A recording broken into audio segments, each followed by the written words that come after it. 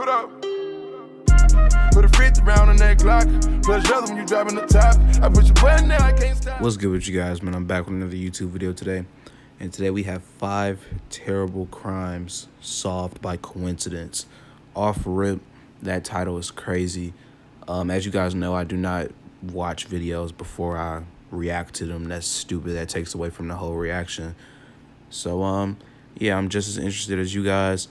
As you guys know, recently this channel has been taking a turn with paternity court getting, me not being able to make those type of videos no more.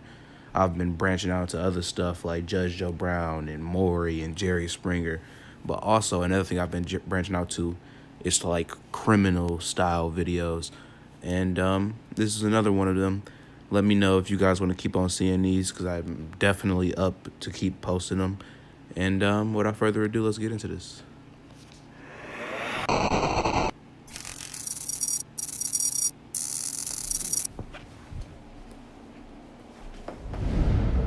Though in crime television shows and movies, we're often shown cases solved by a combination of investigative ingenuity and dogged police work, the reality is that some crimes are solved as a matter of pure coincidence. Though these cases aren't necessarily the ones investigators like to brag about, it seems that sometimes the stars align and lucky circumstances just seem to conspire on their own to catch criminals. Whether it's a missing person that turns up in the most unlikely of ways, or a murderer who almost gets away with it, closing these cases can be all the more satisfying in situations where most people had given up hope that they would ever be solved. Today, we wanted to take a... And by the way, I'm recording this video at like 4 a.m. in the morning. Hopefully this doesn't go on take a like crazy turn, because I ain't no scary type of guy, but I definitely don't want to have to deal with those vibes at 4 a.m. So yeah. Look at a few examples of such cases, focusing on stories where chance intervened and crimes were solved as a result. Before we get to our list, don't forget to subscribe to Crime Zone for more true crime content like this, making sure to hit the notification bell to stay up to date with our latest videos. And do the same for me. With that out of the way, here are 5 terrible crimes solved by pure coincidence.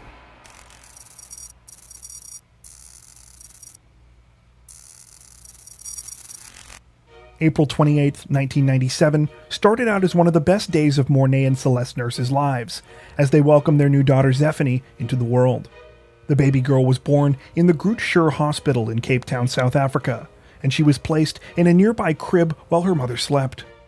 According to Celeste, at some point, a woman who appeared to be a nurse entered... Hey, and I noticed something about YouTube recently, guys. Like, on my videos, like, do you all... Because don't you know how right here in this little bar, it's supposed to be yellow to show where the ads are? Does it do, like, recently all the videos I've been watching haven't had these. Haven't had, like, the little yellow ad markers. So maybe are they, like, not telling people where ads are anymore? I don't know. That's kind of stupid, but hey. The room and comforted her and Zephany. But when she next awoke, her daughter was missing. It was the beginning of a nightmare that would last almost 2 decades. A search of the hospital revealed a few articles of clothing belonging to the newborn, but none of these items assisted greatly in the search. The biggest lead in the case came in the form of a pillow discovered in a tunnel that connected the maternity ward directly to the street. It was believed the abductor used the pillow to appear pregnant in order to walk undetected through the ward, before changing into nurses' scrubs. Sadly, the next few years provided little in the way of answers for the grieving nurse family. Though on 2 occasions it looked as if the case would be solved, both times this turned out not to be true. The second time this happened, it was particularly heartbreaking, when it turned out that a woman calling and claiming to have information about Zephany was simply an unscrupulous neighbor attempting to extort the family for tens of thousands of dollars. However, dude, that's some sick stuff right there. Like, what? Bro, people are crazy, bro. Like, as I'm getting older, I've like really started to think like there's not a lot of people like me and you, you know? Like, there's a lot of like sick, crazy people in this world just walking about that like work at Costco or something, like, you know? And we just gonna have to deal with that, bro. And our kids are gonna have to deal with our cousins, you know, like, the world is really crazy when you think about it, bro. It really is. When the nurse's next oldest daughter, Cassidy, started classes at a new school in 2014, the family would experience an unimaginable twist of fate. It just so happened that one of Cassidy's new close friends was her 17-year-old missing sister. According to reports, the girls became friends almost immediately, despite their 4-year age difference, and many people commented on their uncanny resemblance to one another. Okay, I knew the title of this video was Crime Solved by Coincidence, but that's impossible. That's literally impossible. Yo, that's crazy. And I know this is like a heartfelt moment, but why is their mattress standing up behind them? But yeah, though, if this is true, I'm going to believe that this is true. I have no reason to believe that this is not true. That's actually crazy, bro. She found her sister just by her being friends with her. So much so that Mornay contacted investigators after Cassidy introduced him to the girl, who was going by the name Michelle Solomon. When Solomon's parents could not provide proof of her birth, a DNA test was conducted, and it was confirmed that Michelle was actually Zephany Nurse. They couldn't provide proof of her birth. Those parents need to be locked up. What the hell? Kidnapper Lavona Simone was later convicted in the abduction case and sentenced to 10 years in prison. Dude, 10 years for abduction? And they missed out on their daughter? The real parents missed out on their daughter for like 20 years? Yeah, that should be like, I don't know. I don't make laws, but I was about to say life, but at the same, I don't know, man. I feel like any major crime you shouldn't be able to see the light of day, bro. That's just how I feel, though. Y'all might have different opinions.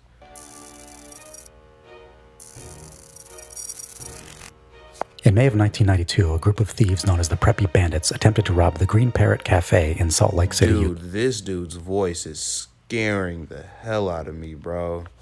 I'm not liking it, bro. I'm recording this at 4 a.m. I'm probably going to post this during the daytime so you guys aren't going to have to worry about that. This guy's voice is creeping me out. Unfortunately, the heist went sideways, and the attempted robbery resulted in the tragic murder of Merritt Riordan, one of the cafe's cooks. Though all 4 men involved in the robbery were successfully captured, they were released on bail, and one of the men named Adam Golly decided to go on the run. When the case was profiled on America's Most Wanted nearly a year after the robbery and murder, employees of the Green Parrot eagerly tuned in to watch the episode. On the night it was set to air, the entire staff and many of the business's customers crowded around the cafe's TVs. The segment on Adam Golly was early in the program, but some continued to watch the show even after the profile was over. Those that stayed tuned made a shocking discovery. In a later part of the night's episode, America's Most Wanted also aired a segment about a man named Kenneth Lovesey. Lovesey was a former police officer who was wanted for sexually assaulting a child in Rollingwood, Texas. He also happened to be the Green Parrot's new cook who was working in the cafe's kitchen at that very moment. Employees took notice of the alarming situation immediately, and the bartender proceeded to call the police. Staff were able to stall Lovesey until law enforcement arrived, and he was arrested shortly after. He was eventually convicted and served 7 years in prison. Adam Golly was also later caught after a re-airing of his America's Most Wanted segment in 1995 led to the tip that finally got him arrested. Yeah, now that we're done with that one, can we please get a new narrator, man? That dude was creeping me out. On the night of June 6, 2000, Thank you. Betty Jean Lee went to a bar called The Turnaround in Farmington, New Mexico. After the friends she arrived with left her to go spend the night with some men they had met, Betty was left alone and without a way home. She was approached by 2 men named Robert Fry and Leslie Eng, who offered to give her a ride. Sadly, Betty had no idea that Fry was actually a serial killer. The men drove her to a remote area where they stabbed her and beat her to death. Wait, she got in the car? I mean, I feel like if she didn't get in the car, they was kind of going to do it there. I don't even think I could say, killed her. I don't think I can say that on YouTube. YouTube be real sensitive, but yeah. So yeah, I feel like if she didn't get in the car, it was gonna happen either way. Bro. I was about to make a statement, but it's kind of controversial, and I kind of don't even agree with it 100%. I was about to say that all women need guns. Obviously, not all women, because a lot of women are crazy. But bro, people got to get strapped, bro. especially if you a woman, bro. Walking alone at nighttime and you don't got nothing to defend yourself, no pepper spray, no pocket knife, no gun, no nothing. You just out here vulnerable, a piece of meat walking around. I hate to say it like that, but it's a lot of sick dudes in this world, bro. Sick dudes, and they prey on women. And you're prey, bro.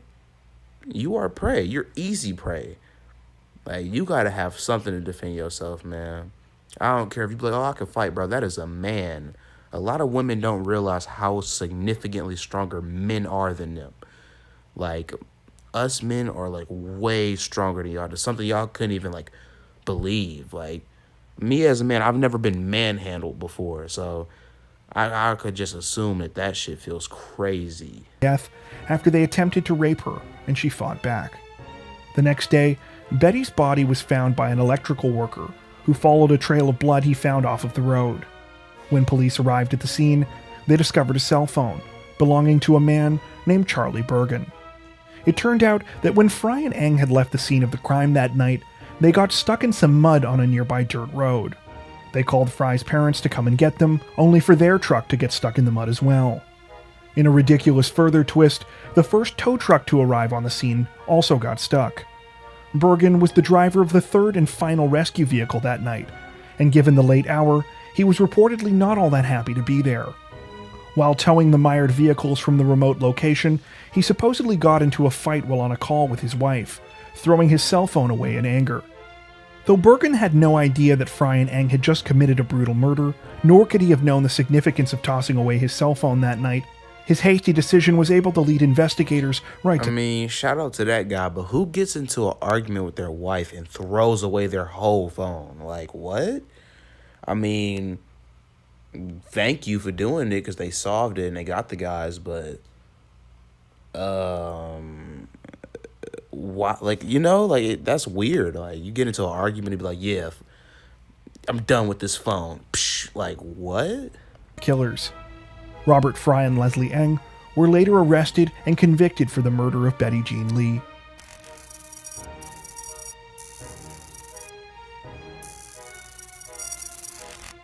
On November 21st, 1990, Unsolved Mysteries aired a segment about 4-year-old Nylene Marshall, who disappeared while on a picnic with her family in Helena, Montana. Of the hundreds of calls that came into the show's telecenter that night, one stood out.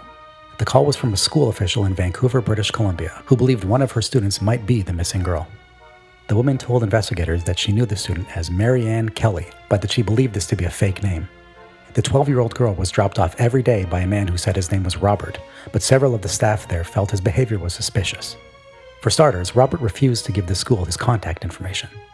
When pressed for a telephone number or address, he would often say that he was between addresses. He would also frequently peer through the window of his... What does that mean, between addresses? That literally makes no sense.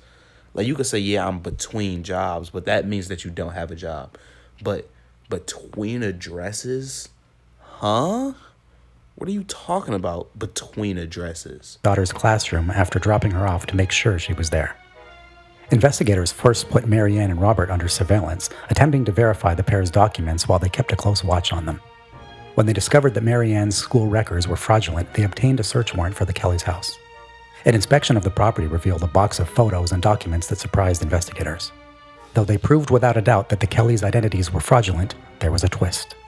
Marianne was not Nylene Marshall, but instead a different missing girl named Monica Judith Bonilla. Monica had been kidnapped by her father Guillermo 8 years earlier. In September of 1982, Monica's mother, Rosemary, had arrived at their home in Burbank, California to find it completely empty and her daughter and husband gone. She had always held out hope of finding her daughter, but with no leads in the case, the investigation had long since gone cold. Guillermo had convinced Monica that her mother was dead, and so the girl had no idea that she had any other family to go back to. She was happily reunited with her mother and half-brother shortly before Christmas that year. Sadly, like I said, man, I've said this before, we are black. Obviously, they're not black. There's no such thing as half-brothers, bro. That's not a thing. Bro, if we have the same parent, we are brothers or sisters, whatever. There's no such thing as half, bro. Like, I'm not about to be like, oh yeah, this is my half brother. Like, what? That don't make sense. the disappearance of And especially if y'all got the same mom, y'all not half brothers. Maybe you could say that if y'all just got the same dad, but if y'all got the same mom, you definitely shouldn't be saying you're half brothers with someone. And especially if you grew up with them. That, like, what? Marshall remains unsolved.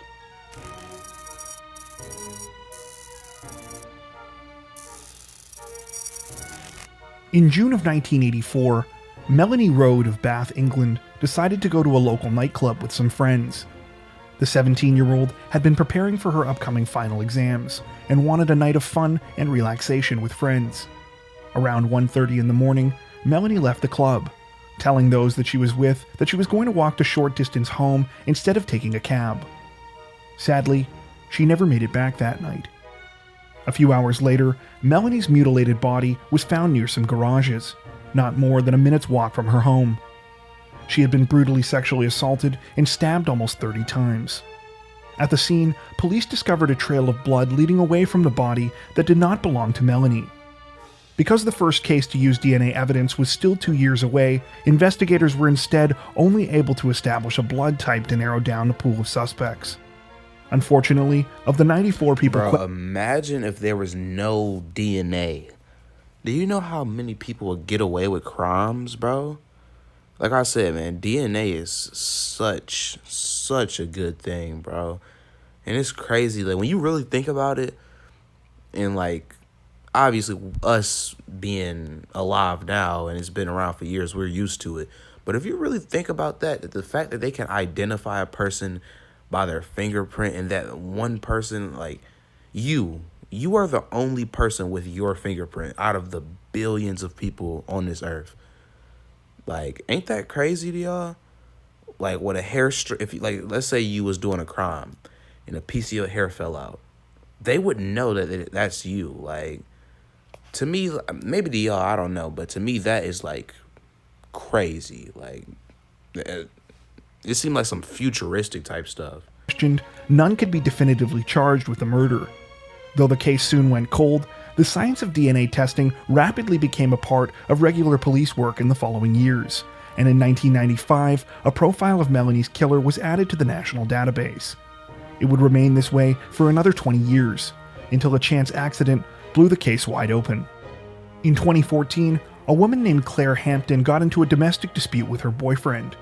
Hampton had assaulted him and broken his necklace, at which point the police were called. She was given a caution for criminal damage and a routine DNA swab that was taken as part of the incident.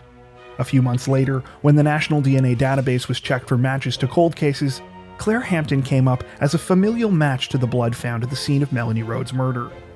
When they discovered that her father, Christopher, had lived in the area at the time of the crime, they quickly paid him a visit, taking a DNA sample.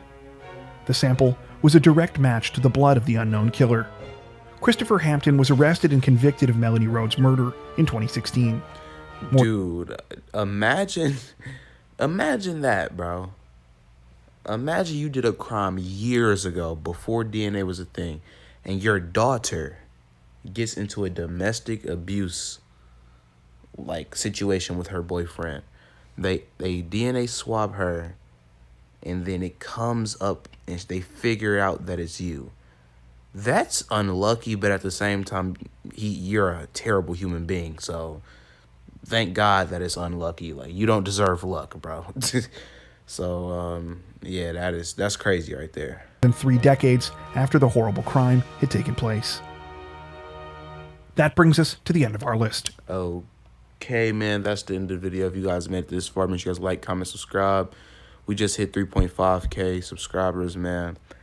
I just want to thank you guys, man. The growth is crazy. The last video I put up, the Maury video I just put up, it has like 300 views in like 2 days. And then when it was going, like in the first hour, it had like 100-something views. That's not normal for my channel, for a video to get 100 views in the first hour. So once again, man, thank you guys so much. I love you guys, and I will see you guys soon. Peace.